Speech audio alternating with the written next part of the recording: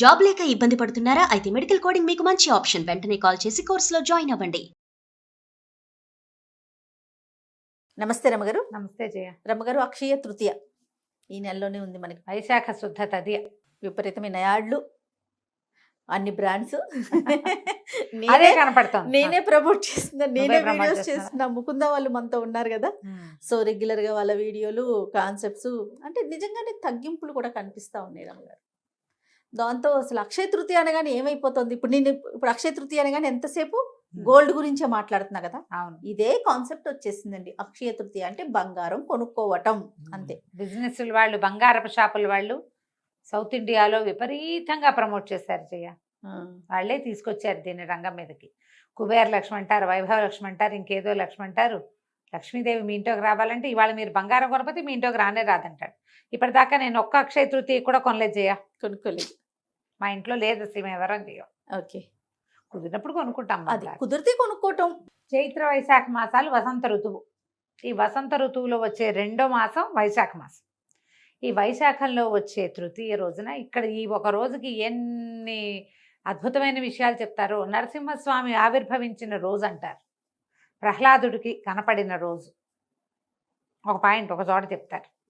హైగ్రీవ అవతారం వచ్చింది ఈ రోజేనంటారు ఇంకొక చోట. లక్ష్మీదేవి కనపడింది ఈ రోజే అంటారు ఇంకొక చోట. రాముల వారి పట్టాభిషేకం అంటారు. అన్ని నెలల్లోనూ రాముల వారి పట్టాభిషేకం కనపడుతుంది. ఒక్కో పురాణంలో ఒక్కొక్క రకమైన గాథలు కనిపిస్తాయి. మనకి పండుగలు, పర్వదినాలు అని 2 పాయింట్లు ఉంటాయి జయ కదా. మిగిలిన ఏ దేశాల వాళ్ళకి ఇలా ఉండవు. సెలబ్రేషన్ డేసే ఉంటాయి.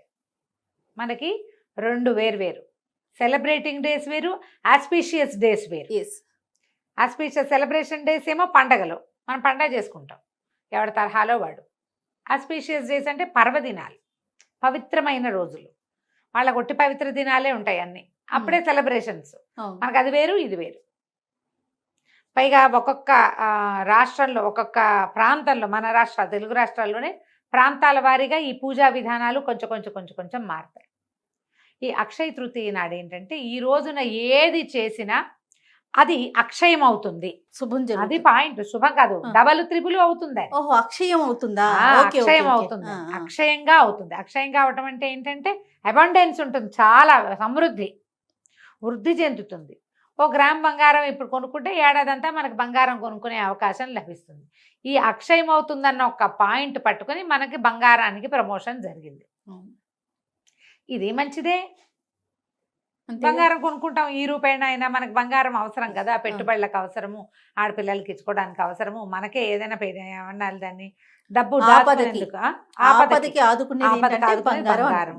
పోనీ ఇది మంచిదే, కానీ అదే పిచ్చిగా పడక్కర్లేదమ్మా, పడక్కర్లేదు. ఈ రోజున మనం ఏం చేయొచ్చు, ఇప్పుడు చేసినటువంటి దైవ పూజ, ఈ రోజున చేసేటటువంటి పితృ ఆరాధన అంటే పితృదేవతల ఆరాధన, తర్వాత ఈ రోజున చేసినటువంటి దానము, హోమము, జపము, తపము అన్నీ అక్షయం అవుతాయి. దీంతో పాటు కొనుక్కుని ఏదైనా వస్తువు తెచ్చుకోవటం కూడా. ఏదైనా మంచి వస్తువు మీరు కొనుక్కోదలుచుకుంది, నెయిల్ పాలిష్లు కావాలా, నెయిల్ పాలిష్ కొనుక్కో, పెరుగుతాయి. నగ కావాలి, నగలు కొనుక్కో, నగలు పెరుగుతాయి. మనం ఏం చేసాము, ఈ దానము, జపము, హోమము, పూజా విధానం అన్ని వదిలిపెట్టేసి ఓన్లీ గోల్డ్ మీదకి వెళ్ళాం. అవును కాదు, ఇది ఈ రోజున మనం పూజ బాగా చేసుకోవాలి. శుభంగా జరుగుతుంది, సంవత్సరం అంతా పూజ జరుగుతుంది మన ఇంట్లో. మనకి దేవాలయ దర్శనం, ఎక్కడికైనా వెళ్ళొచ్చామనుకో గుళ్ళోకి, సంవత్సరం అంతా దేవాలయ దర్శనాలు లభిస్తాయి. ఏదైనా మంచి పని, స్నేహితులతో కలిసి ఉన్నాం, చక్కగా అందరితో సంవత్సరం అంతా సోషల్గా మన మూమెంట్ బాగుంటుంది. పూజ జపం చేసుకోవటం, తపం చేసుకోవటం, తర్వాత మోయనివ్వటం ఎవరైనా పెద్దవాళ్ళకి, బ్రాహ్మణులకి ఏమంటారు, మన దేవాలయాల్లో ఉండే అర్చకులు, పురోహితులు ఎవరికైనా మన నాన్న పేరు, తాత పేరు, అమ్మమ్మ పేరు చెప్పి వాళ్ళకి పొత్తర్లు ఇవ్వటం, అవి కూడా చాలా మంచిది. ఏదైనా కొనుక్కుని తెచ్చుకోవచ్చు. ఈ రోజున ఇచ్చినటువంటి పువ్వుల దానం కానీ, పళ్ళు దానం చేసుకోవచ్చు. వైశాఖ మాసంలో ప్రత్యేకంగా కొన్ని దానాలు చెప్తారు. గొడుగు, చెప్పులు, విసినికర్ర, మామిడి పళ్ళు. విసినికర్రలు, మామిడి పళ్ళు 100% ఈ కాలంలోనే కనపడతాయి మనకి. అవి దానం చేస్తారు. అసలు వైశాఖ మాసమే మామిడి పళ్ళ దానానికి ప్రసిద్ధి. మామిడి పళ్ళు నాకు తెలుసు, కానీ గొడుగు ఎందుకు దానం చేస్తారు? మరి ఎండాకాలం. ఓకే, ఎండాకాలం ఇప్పుడు నువ్వు గొడుగులు రాముడికి దానం చేయాలంటే నువ్వు ఆలోచిస్తావనుకో, మీ పని మనిషికో గొడుగు కొనిపెట్టు, అది ఎండలో నడిచొస్తుంది మీ ఇంటికి చాలు. సూపర్. చెప్పులు కొనిపెట్టు, వాచ్మెన్ పిల్లలకి 2 జతలు చెప్పులు కొనిపెట్టండి, చాలా మంచిది. ఇప్పుడు వాళ్ళు చెప్పులు వేసుకున్నప్పుడల్లా ఆ బ్లెస్సింగ్స్ ఎక్కడికి వస్తాయి జయ? మనకే వస్తాయి కదా. అది మనకి ఎక్కువ వస్తుంది అనమాట. బంగారం కొనుక్కోగలిగితే మహత్తరంగా, నిరభ్యంతరంగా, నిరాటంకంగా కొనుక్కోండి. ముకుంద జ్యువెలర్స్ కూడా వెళ్ళి కొనుక్కోవచ్చు, సూపర్ ఇష్టం. కానీ దీంతో పాటు లక్ష్మీ పూజ చేసుకోండి. ఓకే. లక్ష్మీనారాయణల వివాహమైన రోజు అన్న మాట కూడా ఒక చోట చెప్పబడుతుంది. ఈ లక్ష్మీ పూజ చేసుకోండి, ఇంట్లో పూజ చేసుకోండి. నిత్యము పూజ ఆరాధన చేస్తారా, 4 పువ్వులు పెట్టి కాస్త పాయసం చేసి, ఈ రోజున దుర్భాషలు ఆడడం, తిట్టడం, పోటాడడం, మొగుడు పళ్ళాలు కొట్టు చావడం అవి చేయొద్దు. అక్షయం అవుతుంది. ఇవాళ కొట్టుకున్నారంటే ఏడాది అలాంటివి చేయొద్దు. ఏదైనా సంబంధ బాంధవ్యాల్లో ప్రాబ్లమ్స్ ఉంటే సార్ట్ అవుట్ చేసుకోండి. చక్కగా దానం చేయండి. నేను చెప్పిన ఈ 4 వస్తువులే కాకుండా పళ్ళు ఏవైనా మనస్థానంలో అవి కొంటాం, అవి ఇవ్వచ్చు. మామిడి పళ్ళు అవకాశం ఉంటే వైశాఖ మాసం అంతా మామిడి పళ్ళు ఇస్తే మంచిది. ఈ గొడుగు, చెప్పులు, విసినకర్రలు, పువ్వులు, పళ్ళు, కూరలు, కూరగాయలు కూడా చేయటం అంతేనండి. ఇలా అక్షయ తృతీయని ముందుకు తీసుకెళ్తే, అక్షయ తృతీయ నాడు లక్ష్మీ పూజ ప్రత్యేకంగా అదేమిటో చేయాలి, మేము ఇలాగే చేస్తాం, ఏటా చేస్తాం లాంటి పిచ్చి మాటలు నమ్మకండి. మీ ఇంట్లో ఏం పూజ చేసుకుంటారో అది చేసుకోండి. అవన్నీ అక్కర్లా. వేరే వాళ్ళ పూజా విధానాన్ని మీకు చూడక్కర్లేదు, మీకు వాళ్ళు చూపించాల్సిన అవసరం కూడా లేదు. మన ఇంట్లోనే లక్ష్మీ పూజ, లక్ష్మీ అష్టోత్తరం చదువుకోవటం. అమ్మవారికి శనగపప్పు వేసింది ప్రీతి అని చెప్తారు, ఆమెకి శనగ ప్రీతి. పాయసంలో కొంచెం శనగపప్పు వేసి నివేదన చేసుకోండి.